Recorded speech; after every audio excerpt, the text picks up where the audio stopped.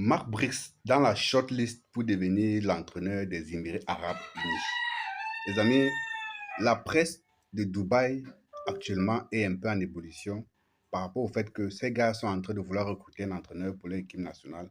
Et il y a une shortlist de 3 entraîneurs parmi lesquels Marc Brics. Donc, Marc Brics actuellement serait sollicité par la Fédération des Émirats Arabes Unis comme le potentiel entraîneur devant prendre la tête de cette sélection. D'ailleurs, il s'est dit que le salaire qui lui serait proposé là-bas serait 4 fois supérieur à celui que l'État du Cameroun lui paye. On parle d'environ 2,5 millions de dollars, c'est-à-dire environ 1 milliard 500 millions de francs CFA par an. Les amis, j'ai vu plusieurs blogueurs et hommes des médias spéculer sur cette information en disant que non, c'est un fake news, c'est pas la vérité. Moi, que ce soit vrai ou pas, moi j'ai ma position arrêtée par rapport à Marc Brice. Marc Brice aura beau enchaîner les victoires, avec les matchs nuls avec l'équipe nationale du Cameroun. Moi, je ne suis plus avec Marc Brice. Et c'est l'avis de la majorité des Camerounais parce que Marc Brice et le ministre des Sports ont réussi à faire que les Camerounais ne soient même plus en mesure de fêter et de jubiler à leur juste valeur, à leur juste manière, les victoires de l'équipe nationale du Cameroun, les amis. Si je manque, vous dites en commentaire. Est-ce qu'aujourd'hui, vous ne constatez pas que, à cause de cette guéguerre-là qu'il y a entre le ministère des Sports et l'Africa Foot, tout ça avec Marc Brice au milieu, Marc Brice qui a choisi un camp pour créer les amis, à cause de tout ça, même quand les Lions ont les bonnes performances sur le terrain, le peuple camerounais n'arrive plus à s'émouvoir, le peuple camerounais n'arrive plus à festoyer comme ça se faisait à l'époque. Pourquoi? Tout ça à cause du personnage controversé de Marc Brice, qui s'est laissé utiliser par la mafia qu'il a installée à la tête de cette équipe nationale du Cameroun. Et il est donc temps de mettre fin à cela. Parce que, comme Kouvono l'a dit, et je partage son avis, Marc Brice, avec toutes les frasques qu'il a faites, ne peut pas prétendre aujourd'hui à l'amour de la majorité du peuple camerounais. C'est impossible. Même s'il nous donnait la Coupe d'Afrique des Nations, non, il y aura toujours la majorité du peuple camerounais qui va réclamer le départ de Marc Brice. Parce qu'il y a des choses qu'il a faites, il y a des mots qu'il a prononcés, qui ont choqué, qui ont blessé. Il s'est attaqué aux personnes qui sont en principe inattaquables. Du moins, inattaquables pour des gens comme lui, pour les non-name comme lui. Roger Mila aurait parlé de Samuel Otifus de cette façon. Oui, on aurait compris que c'est Roger Mila. Omambi aurait parlé, on aurait compris que c'est Omambi. Mais un non-name, un va-nu-pied, un Toumba comme Fabrice, ce qui sort de nulle part, avec un zéro CV, un CV nul, qui vient parler de nos légendes comme ça. Il parle de Rigobert Song comme ça. Rigobert Song est le joueur africain le plus capé de la Coupe d'Afrique, de l'histoire de la Coupe d'Afrique des Nations. Samuel Eto'o est le joueur africain, le meilleur joueur africain de tous les temps, et le détenteur du nombre de records de buts en Coupe d'Afrique des Nations. Et au Cameroun encore, c'est lui. Donc c'est une légende non seulement en Afrique, mais également dans le monde entier. Mais ça n'a pas empêché cette brocante belge de venir parler de lui comme s'il parlait d'un chiffon, de venir parler de Rigobert Song. Pourtant, Rigobert Song n'a même jamais parlé de Marc Brice. Mais ça n'a pas empêché que cette brocante belge parle de Rigobert Song en des mots tellement infamants. Là, je ne parle même pas de ses adjoints. Que dire de ce qu'il a dit de ses adjoints? Tu ne peux pas parler de tes adjoints avec qui tu es censé travailler au quotidien de cette façon. Il y a un devoir de réserve, il y a un devoir de loyauté envers un coach qui se dit être coach. Que dire donc de ce qu'il a dit? Parler des joueurs. Les amis, ce que vous avez vu lundi précédent le match, cette sortie des Lions là, les vérités vont sortir, les langues vont se délier. Vous allez comprendre d'où est-ce que ce torchon que ces gars ont lu est venu. Nous tous, nous savons où ce torchon est venu. Nous qui sommes de la presse, c'est vous qui êtes encore dubitatif par rapport à ce qu'on vous dit.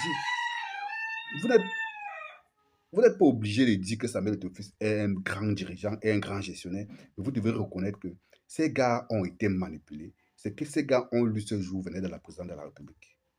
On leur a demandé de lire ça. On leur a fait comprendre que, comme c'est l'État du Cameroun, donc ils ont les moyens à leur position pour faire ce qu'ils veulent. Les joueurs aussi, comme ils sont sans personnalité, les gars sont allés lire n'importe quoi à mon de vision pour réclamer à une fédération de mettre un coup. Ils sont allés forcer la main à leur fédération.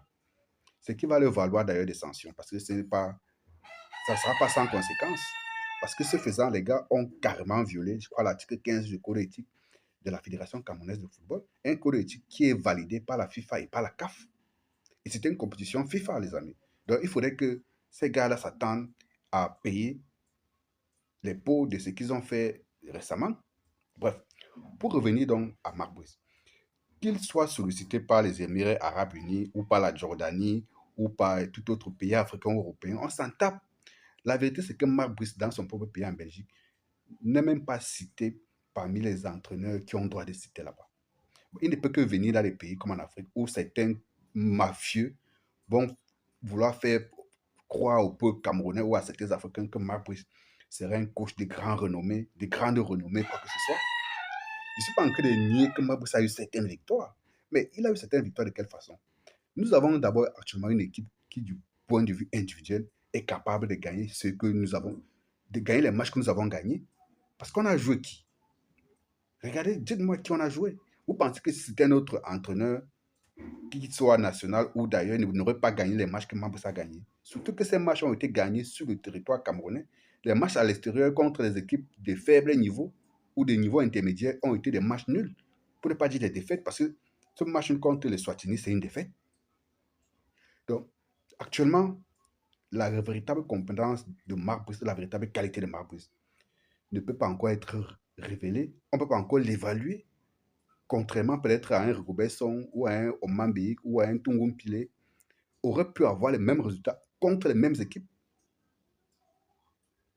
Donc, il faut souvent arrêter de raconter de n'importe quoi par fanatisme ou par méchanceté que oh, ça va être difficile de monter les descendus. Vous allez beau détester ces garçons. Au finish, vous allez reconnaître que c'est un enfant béni, c'est l'envoyé de Dieu. Donc, Marc Brice, il n'a qu'à saisir cette pêche-là. Si c'est qu'il est réclamé aux Émirats arabes unis et qu'en plus là-bas, il a un gros magot, 1,5 milliard par an, c'est nettement plus que ce que l'État du Cameroun paye. Et si c'était vrai même, vous croyez que la mafia du Cameroun va facilement être contente? Non, parce que le fait que Mabou soit à la tête de l'équipe nationale du Cameroun profite à beaucoup de personnes.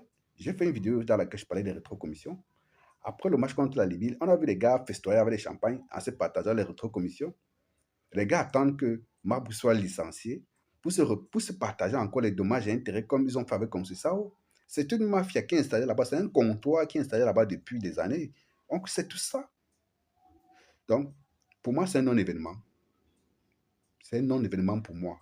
Pour vous autres, moi, je ne sais pas. Parce que qu'il aille aux Émirats arabes unis, qu'il gagne plus d'argent ou pas, on s'en tape.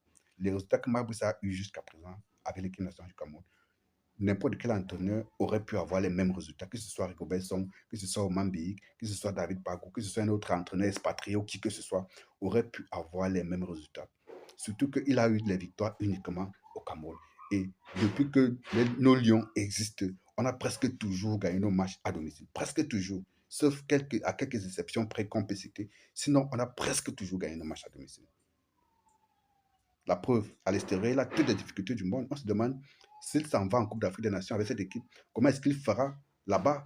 Puisque tous les matchs seront à l'extérieur, contre des équipes, cette fois-ci, de vrai niveau. Plus les Eswatini, les Mauritanie, les machins, non.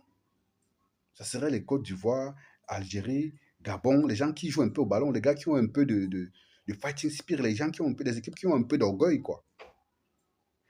En tout cas, Marbus n'a qu'à être l'entraîneur de, de, de, de, de l'Argentine ou bien du Brésil ou de l'Allemagne. Moi, je m'en fous complètement. C'est un non-événement pour moi.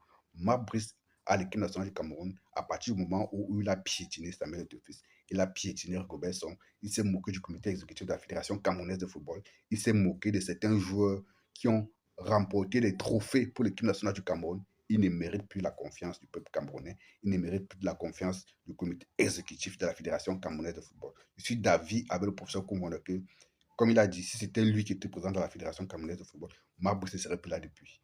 Donc, ce n'est pas un débat. Ça, c'est mon point de vue. J'ai dit, venez me taper. Voilà.